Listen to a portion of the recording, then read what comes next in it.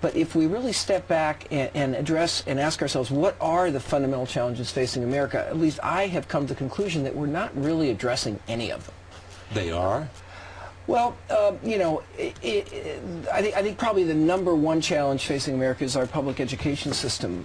We can't have a high-wage, high-income a country unless we have educated and skilled people. That's the cruelty of globalization, that Americans now don't get much benefit from being Americans. If they don't have the skill, if they don't have the education, they have to contend with a lot of pretty talented, pretty hard-working people around the world.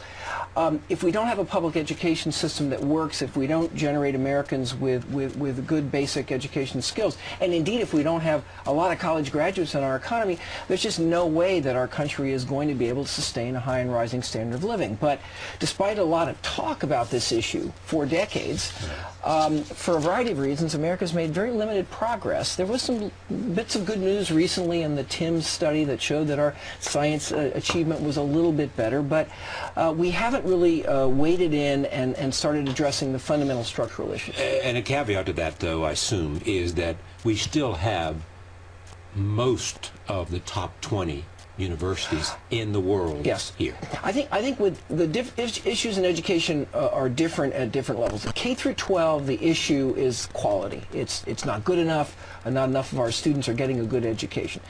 We have the best university system in the world. People still flock here to go to university. The problem there is access. America has made zero progress in the last 30 years in the proportion of our citizens that have a college degree, whereas other countries have been moving way ahead. So we're now number 12, 13, 14 in terms of college attainment. And this access issue for higher education is a daunting issue. More and more Americans really have trouble affording higher education, and we haven't mounted any kind of a real campaign to address that. You know, no GI Bill, no National Science Foundation grants.